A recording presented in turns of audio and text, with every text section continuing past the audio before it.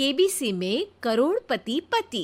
सूरज के जीवन का एक ही फंडा था कि मेहनत तो गधा भी करता है, घर बैठे जो कमाए समझदार वही होता है। इसीलिए उसने कभी नौकरी ही नहीं ढूंढी। इस बात से हालांकि उसकी पत्नी शिखा बिल्कुल भी अग्री नहीं करती थी, पर फिर भी सूरज को समझाना बेकार था। टीवी में कैसे बनोगे करोड़पति का ऐड देखकर उसे लगा कि बस अब तो घर बैठे ही वो करोड़पति बन सकता है, और उसके पीछे उसने अपने सारे सोर्सेस एक्टिव कर दिए।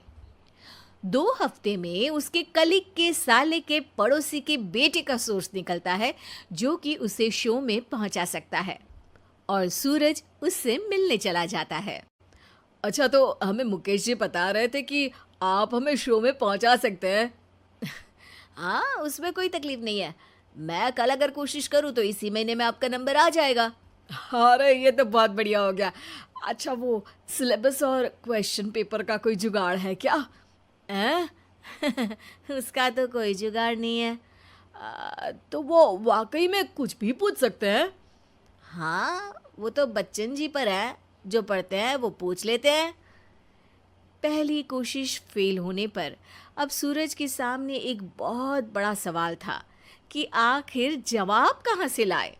तब शिखा ने एक सजेशन दिया, क्यों ना सूरज अपने चचेरे भाई सुमित से मदद मांगे, जो कि यूपीएससी की तैयारी कर रहा था। हालांकि इतनी मेहनत करना सूरज को समझ में नहीं आता था, पर कोई और रास्ता ना मिलने पर वो आखिर सुमित से बात करता है।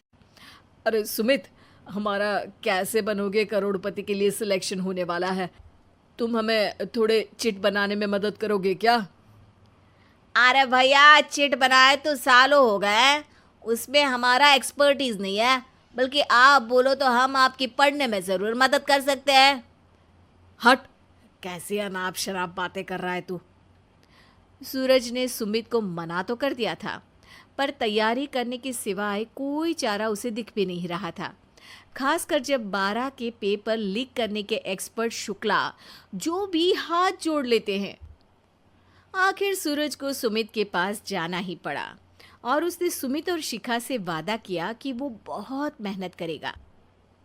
1 महीने की तैयारी के बाद फाइनल हुआ कि शो से 1 हफ्ते पहले एक ट्रायल खेला जाएगा, जहां पर सारे रिश्तेदार ऑडियंस की जगह पर होंगे और शिखा सवाल पूछेगी। दूर दराज से भी रिश्तेदार आकर हाजिर हो गए देखने कि आखिर कैसे बनेगा सुमित करोड़पति। सब कुछ सेट था, और इतने में सूरज आकर अपना स्पीच देता है। ये 1 महीना मेरे लिए आसान नहीं था, पर अपने भाई सुमित और अपनी पत्नी शिखा की मदद से मैं इतनी दूर पहुंच पाया हूँ। मेरे मम्मी पापा के आशीर्वाद ने भी बहुत साथ दिया है मेरा। मैं उम्मीद करता हूँ कि आज के शो में आप लोगों को बहुत मज़ा आएगा। साक्षी पहला सवाल पूछती है और पूरे कमरे में सन्नाटा छा जाता है। इंडिया में कितने स्टेट्स हैं? 3, सॉलिड, लिक्विड और गैस। अरे रुकिए, तो ऑप्शंस तो देने दीजिए। इतने में 5वीं कक्षा का चिंटू बोल उठता है। अरे क्या मामा, आप तो पहले सवाल पर ही आउट हो गए। अरे बेटा, पहला सवाल तो ट्रायल होता है ना। अरे तुम अब देखना। देखने जैसी बात तो थी ही। सूरज को इतना शांत किसी ने नहीं देखा था। कभी कभी तो लगता था मानो सूरज आंख खोलकर ही सो गया हो। मामा जल्दी करो प्लीज, कल सुबह पनवेल भी तो निकलना है। अरे हट, कंसंट्रेट करने दे मुझे। 3 सवाल में 3 लाइफलाइन खत्म हो चुकी थी, और अब चौथे सवाल पर भी सूरज का मौन नहीं टूटा। पर सूरज अभी भी हार मानने को तैयार नहीं था। उधर हर कोई सूरज को छोड़ सुमित को देख रहे थे। आखिर सुमित ने ही तो पढ़ाया था सूरज को। गजब बेइज्जती है यार। अरे बेटा, तो बाप का, दादा का, भाई का, सबका नाम बुड़वाएगा। अरे 3 लाइफलाइन ले ली तो भी तेरा कुछ नहीं होना है। अरे कोई इतनी बात करता है क्या शो पर? अरे बेटा, शो पर तेरे जैसे भी तो नहीं आते ना। सूरज की ये जंग आखिर 1 घंटे बाद 5वें सवाल पर खत्म हो गई, जब उसने इंडिया के नेशनल बर्ड का नाम कहा, कौवा। अरे बेटा, मजा तो बहुत आया, बस थोड़ा टाइम पर खत्म होता तो आनंद भी आ जाता।